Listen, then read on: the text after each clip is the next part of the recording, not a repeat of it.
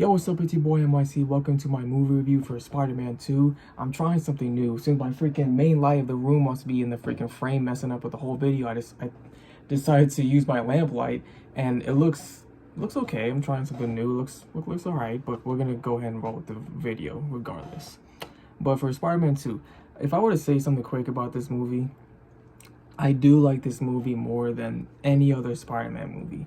I do like it more than the Spider-Verse stuff. I do like it more than the Andrew movies, the Tom movies. I feel like this movie it's easily a 10 out of 10. Let me not even, say that at the end. I'll just say it now real quick. Before I say anything else, let me talk about who's in the movie, who made the movie, okay? Of course, we have freaking Sam Raimi coming back. We have the co-cast coming back, Tobey Maguire, Kirsten Dunst, James Franco, new people, Alfred Molina. Of course, the people who made the movie and the people who didn't make the movie, like the freaking producers and what. Don't come at me with that.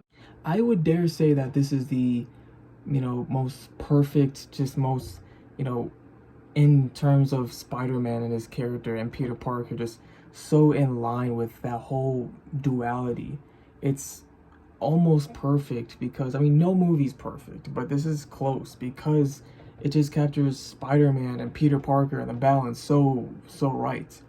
And I just like how when you have these characters and you just have later on in life for Peter and MJ, Harry, you just have the next step with Peter in college and work, that next step in life, how he's busy all the time, how he can't go to Mary Jane's play, how since Harry wants to go after Spider-Man but doesn't know who he is yet, and Peter Parker takes Spider-Man's photos, so it's like he resents him a little bit. I can definitely get behind that.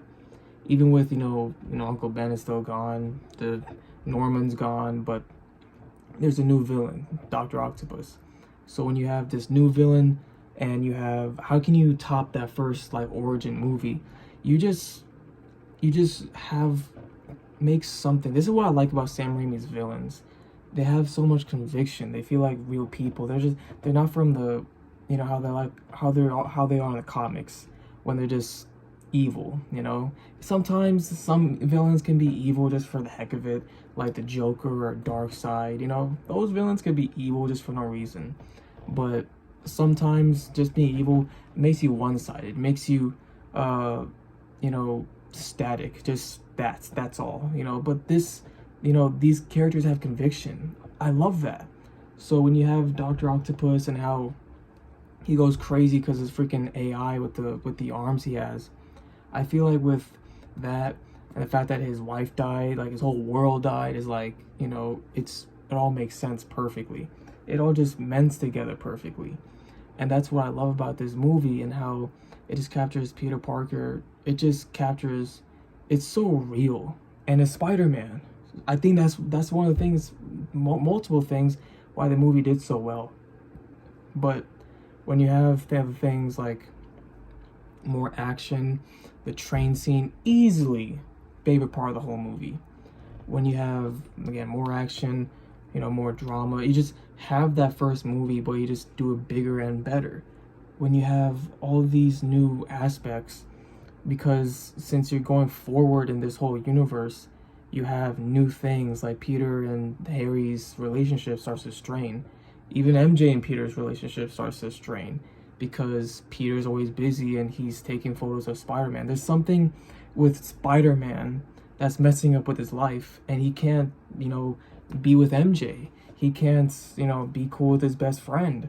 He can't, be happy. And he's done so much good. He's a great person. Of course he is.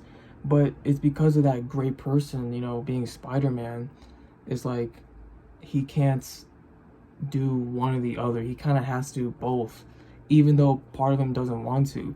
Even though when he loses Mary Jane, where he's like, oh, I have no chance anymore.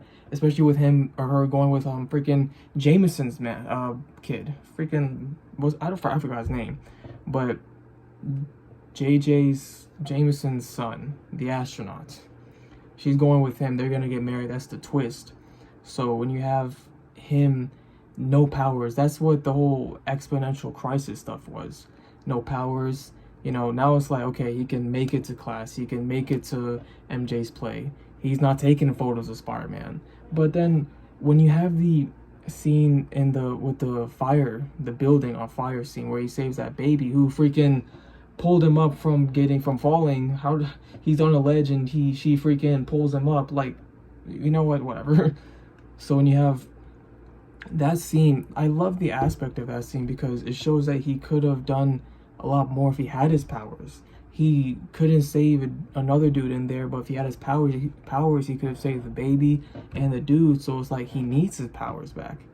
But what he needs is MJ. So when MJ and Peter are about to kiss again, that rekindles that fire, the powers that he had.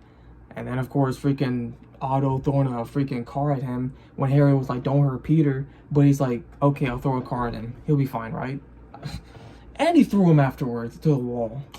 Okay, but either way, I love the train scene. Even the ending of the train scene where he freaking gets carried by the people he just saved, and how that shot of when the people were touching his logo. Oh my goodness. But good thing that MJ found out about Peter being Spider-Man, because that way he can be honest now.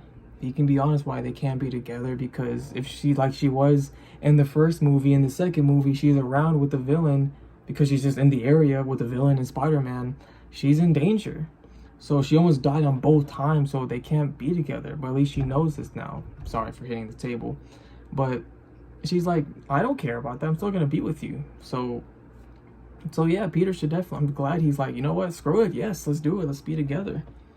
But I am glad they got, like, he got the girl after such, you know, torture, I would say, most definitely, throughout this whole movie. He got the girl, he got that win, that payoff at the end.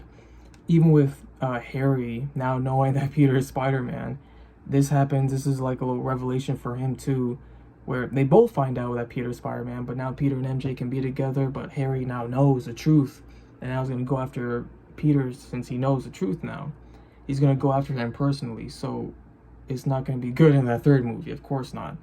But with Norman in his head, and with the goblin like gear and whatnot he found, you know, everything is just going according to plan, and it's so great. I love it. And even with the heart of the movie, you know, with the scenes with Peter and Aunt May, how they're still trying to like just live life, and just with all those sad moments in this movie, it's so heartfelt. That's why it's great. It's amazing.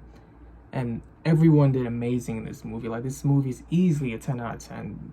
You know, like, and they topped that first movie one, but they just continued doing what they were doing. So of course there's gonna be new stuff, because that first movie was so great. So when you have the second one, but you just continue the story, in this situation, that's how you freaking top the movie.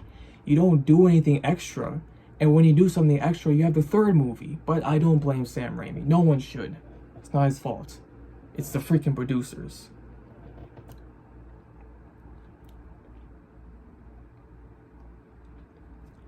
But easily 10 out of 10. Easy 10 out of 10. I would definitely say that this, I do so like this movie than any other Spider-Man movie.